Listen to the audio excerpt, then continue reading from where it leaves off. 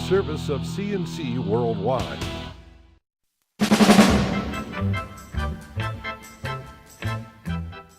The Daily is a service of CNC News and Jib Jab Greetings. I'm Bud Lowell. Full AccuWeather forecast right across the top of every CNC local news page. The research vessel Lake Guardian put into the port of Rochester this weekend. The Lake Guardian is the EPA's biggest Great Lakes research and monitoring ship. She sails the lakes from her home port in Milwaukee and conducts constant monitoring programs on the way to check the health of the Great Lakes ecosystem. The ship and its rotating crew of scientists sample the water, aquatic life, sediments during the spring and summer every odd-numbered year. She also supports research activities conducted by federal, state, local agencies, and universities. The Lake Guardian will make a complete cruise around Lake Ontario this summer, carrying 4th through 12th grade science teachers from around the Great Lakes region for a special hands-on science workshop. A Pittsford man was killed Sunday afternoon when a large tree fell right on top of his car in East Rochester. East Rochester police say neighbors reported hearing a crash at 2 p.m. and then their power went out. When they ran outside, they saw the tree across the front end of the car on Main Street. The driver died at the scene. Firefighters had to rescue the passenger so he could be taken to the hospital. The deceased's name has not been released at the request of the family.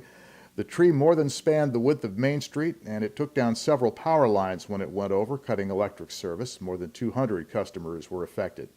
And thanks to Guy Zampatori of Monroe County Firewire for posting the photos.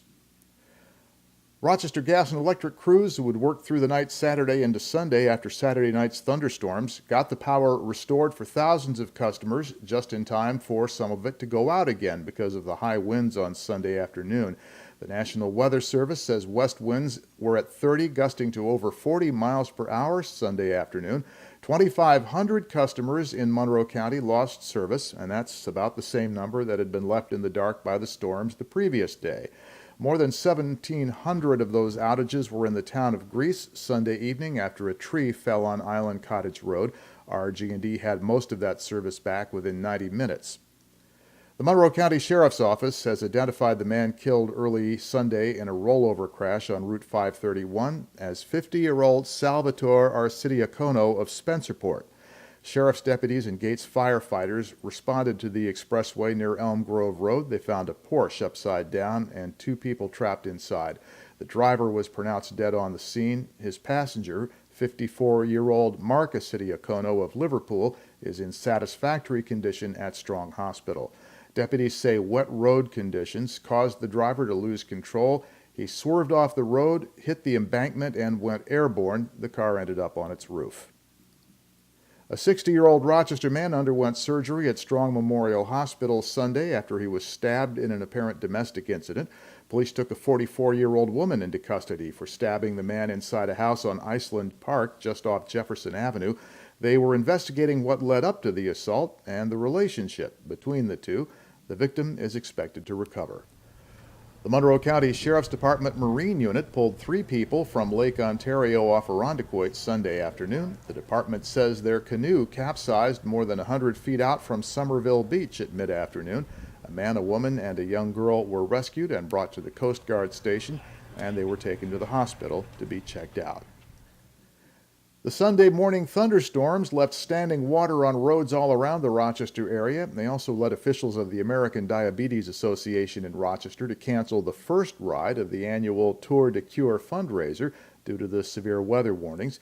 But after canceling the 100-mile ride that was supposed to start at 6:30 in the morning, bicyclists were able to set out from Monroe Community College to cover routes of up to 62 miles. Riders had raised nearly $780,000 for the Diabetes Association in the weeks leading up to Sunday. They were hoping to top $1 million from the day's event. More than 2,000 riders of all ages took part through rain, then sun, and then wind. A group called Enough is Enough delivered petitions with some 400 signatures to Monroe County District Attorney Sandra Doorley last week. They're demanding that charges be dropped against a Rochester man accused of disorderly conduct and resisting arrest. Benny Warr, a 52-year-old Bartlett Street man, was arrested on the evening of May 1st. Warr has a prosthetic leg and he gets around in a motorized wheelchair. He was in that chair at the corner of Bartlett and Jefferson Avenue when a Rochester police patrol arrived and ordered the people there to get off the corner. They were clearing the corner in response to reports of drug activity in the area. Now from here, the stories differ on what happened. War says he tried to tell the officers that he was just waiting for his bus. He says they overturned his wheelchair, pepper sprayed him, and punched him while he was on the ground before handcuffing him. The end of the incident is seen in this cell phone video posted on YouTube by one of the bystanders. It doesn't show the use of the pepper spray. It also doesn't capture the start of the incident or what happened to set it off. In papers they filed in city court, the officers state that War refused to move, responded to them with profane language, and swung his arms at them before they arrested him. War has pleaded not guilty. The petition on his behalf calls both for dropping the charges and wants the officers involved to be fired. Police Chief James Shepard has issued a statement declining comment and saying that an internal investigation is underway. Links to these and other stories are to the left of the player window, and at the bottom of the page are links you can use to post news and your thoughts directly to us. The next news is as it happens, updates are as necessary, and I'm Bud Lowell, CNC News.